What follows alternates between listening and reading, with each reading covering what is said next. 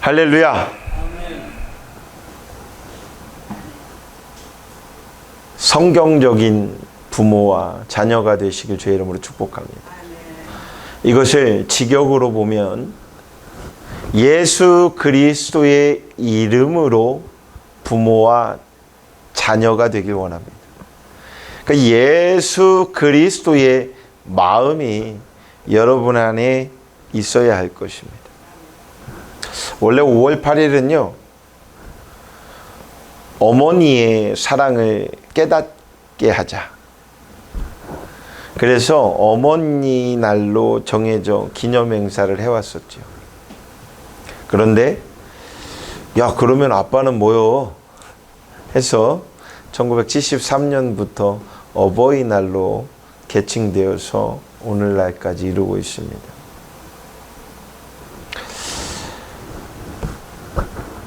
범국민적인 효사상을 전해지고 또 그렇게 세워가기 위하는데 재정 목적을 두었지요.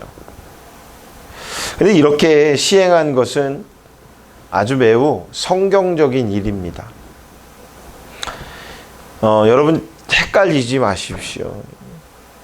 유교의 영향을 받은 역사로 자칫 효가 유교의 전유물인 것처럼 생각될 수 있겠지만, 효도는 성경에 분명히 명시된 하나님의 명령인 동시에 자식을 낳고 기르신 부모님의 노고에 대한 자녀의 마땅한 도리인 것입니다. 유교에도 있던데요. 불교에도 있던데요. 그것보다 역사가 긴 태초부터 천지를 창조하신 하나님이 명령하신 일, 그럼 뭐가 우선일까요? 라는 거죠. 사랑하는 여러분, 첫째로 성경은 이렇게 권고하고 또 명하고 있습니다. 자녀들이 주 안에서 부모에게 순종할 것을 명합니다. 중요한 것은요, 여기에서 주 안에서예요. 주님 안에서 라는 이 제한은 효도의 근거와 한계를 분명히 보여주지요. 부모님의 말이라고 해서 무조건 따라야 된다, 이렇게 부모들은 때로는 인식하는데 아닙니다. 말씀 안에서, 주 안에서 하나님을 영화롭게 가는데, 이 아이가, 내 아이가 하나님을 영화롭게 만들어가는 그 일에 사용되고 쓰임받을 수 있게끔 부모는 이야기하여야 하고, 자녀는 그게 하나님의 나라를 일궈가고 하나님을 기쁘시게 만드는 일인가를 우리는 분명히 생각해 보아야 할 것입니다. 그래서 중요한 것은 어떠한 삶 속에서, 어떠한 상황 속에서도 이것이 주님 안에서 나를 향한 메시지인지, 아니면 주님 밖에서 나를 향한 메시지인지, 아니면 주님 안에서 부모를 향한 메시지인지, 아니면 주님 밖에서 부모를 향한 메시지인지를 우리는 잘 분별하여야 할 것입니다. 무엇보다도 조금 전에 말씀드렸듯이 효도의 근거는 하나님이시라는 사실입니다. 제가 가끔 그래요. 자녀들이 이해가 안 될 때가 좀 있어요. 그런데 그때마다 제가 이런 기도를 해요. 하나님도 저 보면서 이해 안 되실 때 있겠네요. 내가 저 아이들 때문에 아이고 참 속 썩는다라고 할 때마다 그렇게 마음 또 달래며 기도해요. 하나님께서 저 보면서 참 속 터져 라고 하실 때도 있겠네요. 이 말은 뭐냐면, 하나님이 우리에게 자녀를 왜 허락하셨냐라고 보면, 야 인석아, 너도 내 마음 좀 알아봐. 너 네 자식 때문에 힘들어? 난 너 때문에 힘들어. 이런 걸 조금 알으라고 하시지 않았을까 하는 마음으로 보면 위로도 되기도 하고 감사가 되기도 하고 자녀들을 보면 이해가 되기도 합니다. 세상의 도덕적 질서는 분명히 하나님께로부터 나온 것이며 자녀들이 부모를 공경하고 부모에게 순종해야 하는 이유도 그 명령에 따르는 것이기 때문입니다. 할렐루야. 만약 부모에게 불효한다면 그것은 하나님을 거역하는 악한 행위라고 성경은 취급합니다. 그런데 여기에 전제가 되지요. 주 안에서. 그러니까 헷갈리지 마세요. 주일학교에 한 아이가 예전에 간증을 했어요. 고민이죠. 상담을 한 거예요. 선생님에게. 6학년인 아이가 이런 간증을. 제가 주일학교 예배를 드리면서 부모님을 공경하라고 들었어요. 부모님의 말씀에 잘 듣고 순종하라고 들었어요. 그렇게 잘 해야 된다고 들었어요. 그런데요, 저희 집에 가면 저희 아빠는 술만 먹으면 매일 폭력을 써요. 때려요. 저희 아빠는 근데 그 술을요, 얼마나 드시니? 매일 드세요. 그리고 교회 가지 말래요. 그리고요, 그럴 것 같으면 학교도 그만두고 때려치고 너 어디 가서 돈 벌으라고 그래요. 저는 이제 6학년인데 6학년인 제가 할 수 있는 일이 없어요. 어떻게 할까요? 라고 상담을 했대요. 어떻게 해야 될까요? 그 아빠의 모습 속에 주 안에서가 있습니까? 이것은 떨어뜨려야 된다, 뭐 해야 된다라는 개념이 아니라 주 안에서 회복할 수 있는 방향을 제시하는 것이 맞지 않을까 하는 생각이 듭니다. 그래서 사도 바울은요, 효도가 주 안에서 이루어져야 한다라는 그 한계를 분명히 두고 이야기합니다. 우리가 부모에게 순종하되 하나님의 뜻을 어겨서는 안 된다. 지금 하나님이 나를 향한 믿음의 계획이 어디인지를 봐야 한다. 어제 잠깐 저녁에 저희 누님하고 이야기를 하는데 제가 문득 그 생각이 났어요. 저희 아버님, 장로님이 저 어렸을 땐 교회를 안 다니셨어요. 저 시골에 있을 땐. 가끔 술을 한 잔 드시고 집에 오면은 분위기가 이제 긴장을 해요. 아버님이 노래를 부르지 않고 오면 집이 긴장이 되고요. 아버님이 저 멀리에서 노래 한 자락을 하고 오면 우리는 그날은 이제 긴장을 안 해도 돼요. 왜? 노래를 하고 오면 기분이 좀 좋으신 거야. 근데 노래 없이 왔다 그러면 이제 기분이 안 좋은 거야. 그러니 비상에 걸리죠. 몇 가지가 생각이 났었어요. 저 멀리서 악새새 피우니 가을인가요? 이러고 오시면은 제가 얼른 나가요. 그리고 아버지하고 같이 합창을 합니다. 지나간 이러고 불러주면 우리 아버님이 웃어요. 그리고 이제 집으로 들어갔었어요. 그런데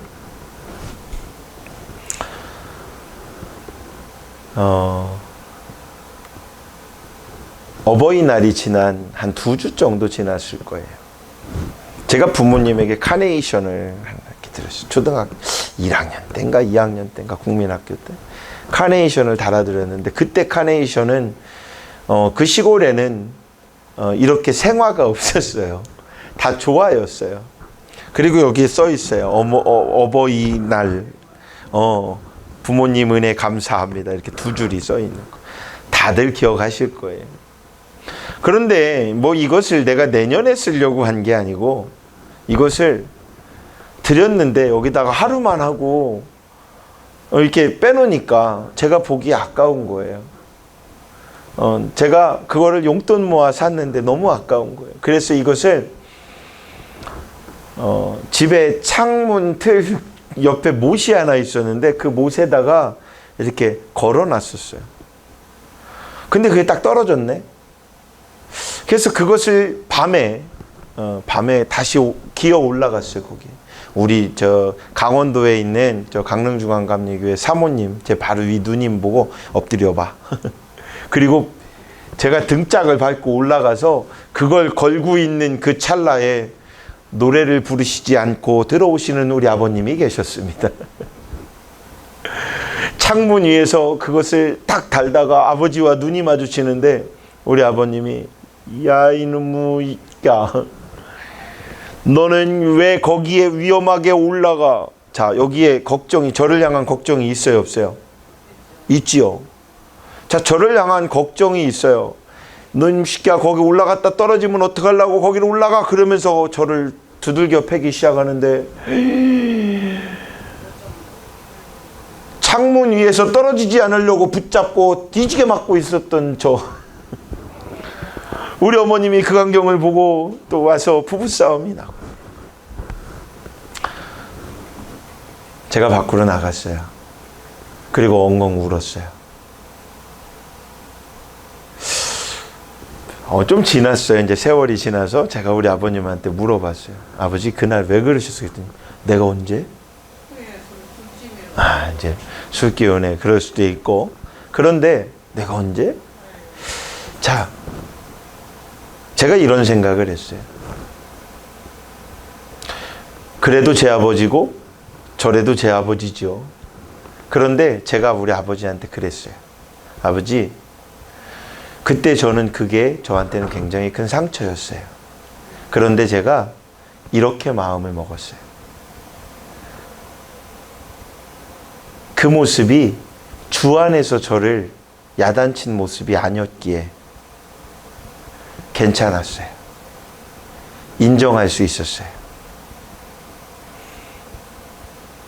그런데 아버지가 진짜 예수님을 만나고 보니까 저에게 예수님을 믿는 사람의 모습이 어떤 것인지를 저에게 가르쳐 주셔서 이제는 참 감사해요. 하는 기도를 했어요. 왜 이 생각이 났냐면 저희 누님이 저희 어머니도 그때 당시에 우리 어머님으로 인해서 처녀 때부터 우리 어머님 어렸을 적부터 교회를 김제 시골에서 교회를 다니셨어요. 그러면서부터 우리 어머님을 통해서 다 믿음의 식구들이 되고 우리 자녀들 6남매 중에 안 믿는 자녀 하나도 없이 다 예수님 믿고 목사가 4명이고 이렇게 됐어요. 할렐루야죠. 그런데 그랬던 어머니가 삶이 바쁘다고 그 시골에서 교회를 잘 안 다니셨어요. 삶이 바쁘다고. 그런데도 우리에게 늘 예수님을 믿어야 된다고 야 니네 예수님 믿어 라고 늘 그랬어요. 그랬던 어머니가 주일날 좀 바쁘면 교회 가려고 하는 저희들 보고 일을 시키셨어요. 야 다음 주에 가면 돼. 야 이것만 해놓고 가. 근데 가고 싶은데 빨리 갔으면 좋겠는데 어머님 말에는 그러다가 어느 날 그게 제 어렸을 때죠. 어느 날 저희 어머님이 그날 제 기억으로는 저희가 교회를 못 갔어요. 그 일을 치르니라고. 고추를 빻고 뭐를 하니라고 그 기간 동안에 얼마나 바빴나 몰라요. 그게 가을 언제쯤인가 제가 기억이 나는데 그때부터 성탄절 크리스마스를 준비한다고 주일학교 아이들끼리 다 모여서 저도 역할이 있었거든요. 그런데 그 역할을 하지 못하게 방해하려고 한 건 아니죠. 일이 바빴어요. 왜냐하면 그때 저희 집은 방앗간을 하고 있었거든요. 또 슈퍼마켓도 하고 있어요. 슈퍼마켓까지는 아니죠. 구판장, 전빵. 그런데 막 여기에서 물건도 팔아야 되고 저쪽 가갖고 고춧가루 한번 하면은 뭐 이것도 해야 되고 저것도 그 어린 나이에 저희들이 그래도 심부름을 그렇게 하면서 어머니가 못 가게 하고 막 그랬었어요. 그러던 어느 날 어머님이 방앗간 그 기계에 손가락이 빨려 들어가서 잘렸습니다. 뭐 급히 가서 봉합수술도 하고 그랬지만 그 순간부터 그래도 기적적으로 이게 어느 정도 봉합이 되고 이렇게 잘 풀렸는데 그때부터 우리 어머님이 주일날 아침만큼은 예배를 드리러 가라고. 예배를 드리러 가요.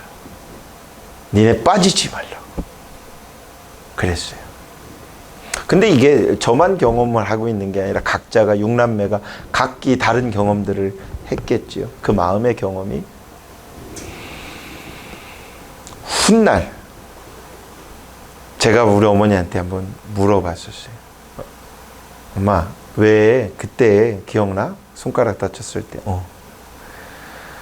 왜 그때 왜 이렇게 바빴잖아 우리가. 그런데 왜 다치고 나서부터, 왜냐하면 다치고 와서도 일을 하셨거든요. 그러면서도 왜 우리는 그때부터 교회를 그렇게 내 기억에 교회를 그렇게 빠지지 않게 보냈지? 라고 그랬더니 하시는 말씀이 겁났어. 이러더라고요. 그리고 하나님 앞에 회개했어. 그런 표현을 잘 안 하시는 분인데 그때 저한테 하셨던 말씀. 우리는 그리스도인입니다. 우리는 그리스도인이기 때문에 그리스도를 먼저 봐야 합니다. 그리고 그 시각에서 부모를, 자녀를, 가족을 보아야 합니다. 그렇게 교회도 보아야 합니다. 하나님의 뜻을 어겨서는 안 됩니다. 그런데 부모를 순종하여야 합니다. 부모에게 순종하라고 성경은 얘기합니다. 그럼 어떤 게 맞을까요? 부모에게 순종하되 하나님의 뜻을 어기지 않는 범위로, 그러니까 대적하자라는 말을 하는 게 아니에요. 그 상황이 되면 철저히 기도하십시오. 그리고 그 범위에서 순종하는 것이 옳다는 그런 말씀입니다. 두 번째는 성경은 분명히 약속 있는 첫 계명으로서 내 부모를 공경하라고 명령합니다. 자녀는 자신을 낳고 기르신 분을 마땅히 공경하여야 합니다. 공경한다라는 뜻이 뭐예요? 귀히 여기고 존중하는데 최고의 가치를 둔 행위, 이것이 바로 공경이에요. 귀히 여기고 존중하는데 최고의 가치를 둔 행위. 그러므로 부모를 공경하는 것은 능동적인 행동뿐만 아니라 부모의 말에 귀 기울이는 수동적인 자세도 포함됩니다. 이 계명은 사람과의 관계에서 첫째 되는 계명이라고 이렇게 함으로써 자녀가 잘되고 땅에서 장수하는 축복의 약속이 붙은 그런 하나님의 은혜의 계명입니다. 그래서 성경은 이것을 권하지 않고 내 부모를 공경하라라고 명령을 내립니다. 그런데 전제되는 조건이 있지요. 주 안에서. 그러니까 하나님 안에서 부모를 공경하라라고 하는 것입니다. 또 하나의 세 번째는 성경은 부모도 자녀에 대한 의무와 책임을 다하라고 명령합니다. 의무와 책임이 뭘까요? 주 안에서 의무와 책임이 뭘까요? 부모가 되어서 자녀가 밥 안 먹었으면 걱정되니까 밥 먹여주는 게 의무일까요? 살아가는데 물질적인 것들을 뭐니 해도 머니가 최고라고 돈을 주는 게 최고일까요? 아프다고 병원만 데리고 다니는 게 최고일까요? 아닙니다. 내 영혼이 잘됨 같이 범사가 잘되고 강건해야 되는 그 일이 우선이어야 합니다. 그러니까 영혼이 잘되는 일에 앞서줘야 합니다. 부모는 큰 관용이 있어야 합니다. 부모는 큰 사랑함이 있어야 됩니다. 이 큰 관용과 사랑으로 자녀를 다스릴 수 있어야 합니다. 부모의 권위로 자녀들에게 주의를 주거나 억압하고 책망할 수는 있겠지만 그런 방식으로 그들을 노엽게 할 수 있다라는 것이죠. 저는 이렇게 봐요. 경외하는 두려움은 다르다.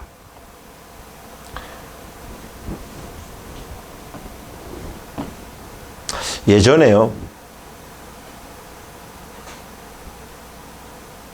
어떤 제 친구가 아니죠. 동창이죠. 한 친구가 어느 날 문득 저랑 별 얘기도 안 했던 친구가 저한테 그래요. 난 너하고 친구가 되고 싶대. 그래? 네가?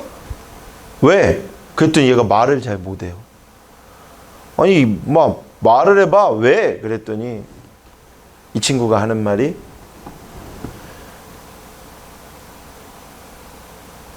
네가 무서워서. 얘는 큰 용기를 가지고 저한테 온 것 같아요. 그리고 그게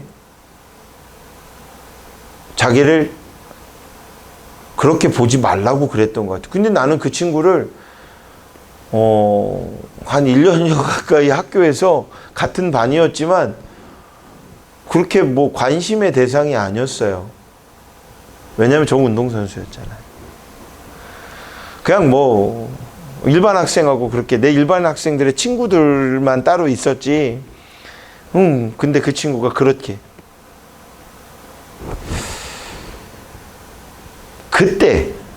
그때쯤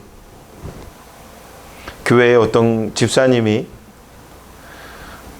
전도사였던 저희 형님에게 이런 얘기를 합니다. 저 성진 학생이 무슨 기분 나쁜 일이 있는지 요즘에 무서워요. 에? 그랬더니 교회 와서 안 웃고 가만히 있으면 너무 무섭다고. 미용실 하시는 분인데. 난 그 미용실 가끔 갔는데 가서 머리 깎으러도 갔는데 내가 무섭다고 그랬다. 나 그 다음부터 그 미용실을 못 갔어요. 근데 세 번째 저희 셋째 누님이 어느 날 저보고 그래요. 너 그렇게 보지 마. 무서워.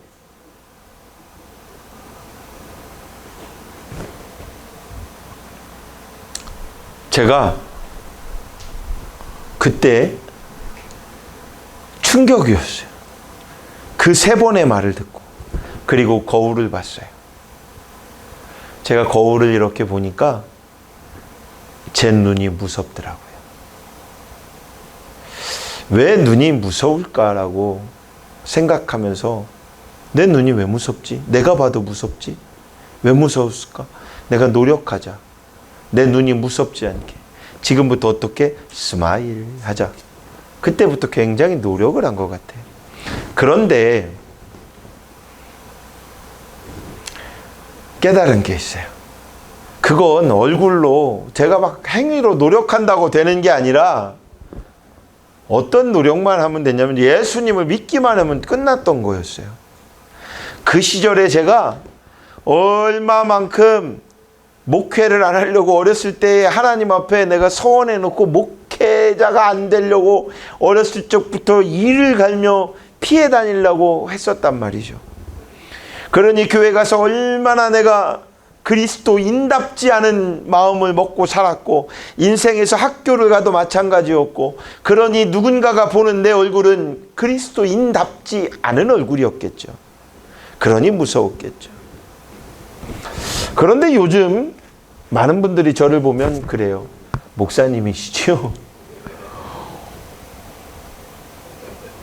참 그 사람 무당 같아. 왜 그럴까요? 어떤 분은 며칠 전에 서울에 가서 세미나가 끝나고 저녁에 밥을 먹으러 갔어요. 세미나 하기 전날이었지요. 서울에 한 그 두부집에 가서 밥을 시켰는데 중국인 분인 것 같아. 중국인 서빙 하시는 분이. 근데 이분이 와서 그래요. 웃어요. 서비스가 참 좋아요. 그러더니 저보고 그래요. 아, 목소리가 너무 좋으세요. 그래서 제가 그 좋으세요 하는 말에 무심결에 나온 말이 있었어요. 뭘까요? 오늘 마치는 분에게 아주 귀한 선물을 드리려고 하는데 뭘까요? 그분이 목소리가 너무 멋있으세요. 인품이 너무 좋아 보이세요. 라고 하는 그 말에 제가 저도 모르게 할렐루야 했어요. 사랑하는 여러분, 지금은 누가 뭐라 해도 그리스도인답게 살아가고 있는 것 같아요.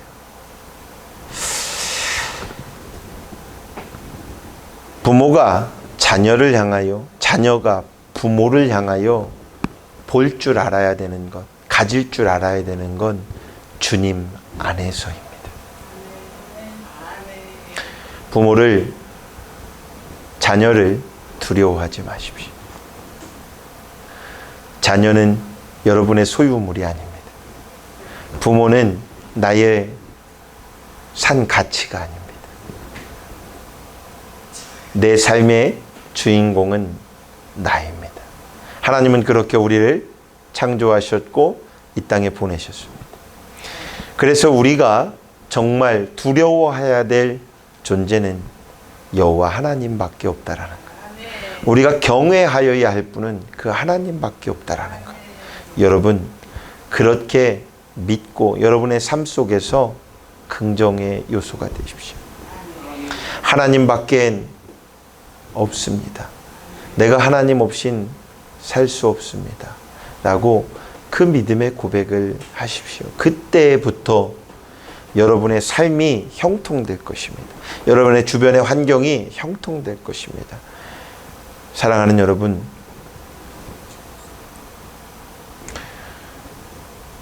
미숙한, 정말 연약하고 미숙한 상태에 있는 우리의 판단력을 일깨워주고 자신들의 이성으로 깨닫도록 힘쓰는 것은 분명한 부모의 책임이고 의무입니다. 우리는 미숙한 존재입니다.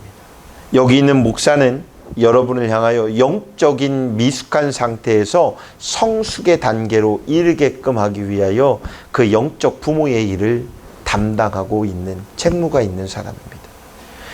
세상을 살아가는 가정에선 여러분들이 여러분들의 자녀를 향하여 그런 마음으로 성장시켜야 합니다. 중요한 것은요, 낚시를 해서 고기를 채서 갔다가 회를 떠서 먹이는 것도 중요하지만 우리가 천년만년 사는 거 아니죠?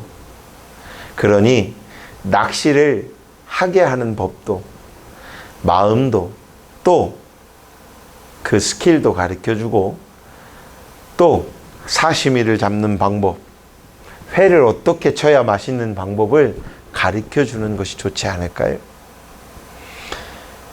그렇게 그를 그리스도 안에서 훈련시켜 나가야 할 것입니다. 부모가 주께서 우리에게 하신 것처럼 신앙으로 본을 보이면서 자녀들을 양육하고 훈계할 때, 그렇게 몸으로 실천할 때 그들이 장차 성숙한 그리스도인으로 성장될 것입니다. 입으로는 그렇게 하면서 행함으로 그러지 않으면 문제지요. 잘못된 겁니다. 그런데 또 그래, 행함으로만 하면 되지 하고 말하지 않고 몸으로만 실천하고 말은 엉뚱한 말만 하고 있어요. 사랑하는데 뭔 사랑을 해? 이러고 있으면 어떻게 해요? 사랑받는 사람은 그걸 대가를, 뭔가를 받고 있는 사람은 몰라요. 그래서 성경은 분명히 이야기합니다. 입으로 시인도 하라고. 입으로 시인하여 구원에 이른다고. 행함이 없는 믿음은 죽은 믿음이라고. 그러니 우리는 입으로 고백하고 행동으로 실천하는 것. 두 가지가 함께 하여야 한다라는 것입니다. 사랑하는 성도 여러분, 인간관계의 계명 중에서 제일 먼저 내 부모를 공경하라고 하신 이 말씀, 이것은 하나님의 기쁘신 뜻 가운데 하나입니다. 창조 질서에 부합된 정확한 일이기 때문입니다. 그러니 이제부터 부모로서 공경을 받을 수 있는 그러한 그릇이 되시고 부모를 공경해 나가는 믿음의 성도들 모두가 되시길 주의 이름으로 축원합니다. 기도하겠습니다. 고마우신 아버지 하나님, 우리의 아바 아버지가 되어주심에 감사합니다. 그리고 우리를 통하여 하나님을 사랑하듯 부모를 공경하고 부모를 섬길 수 있는 그 사랑함 또한 허락하심에 감사합니다. 부모의 공경을 통하여 하나님 아버지의 심정을 또한 깨닫게 하시니 더욱 감사합니다. 이제부터는 주님 안에서 부모에게 순종하고 공경하며 주의 교훈과 훈계로 자녀를 양육하는 그러한 믿음 있는 성도들이 되게 하여 주시옵소서. 예수님 이름으로 축복하며 감사하며 기도 드렸사옵나이다. 아멘.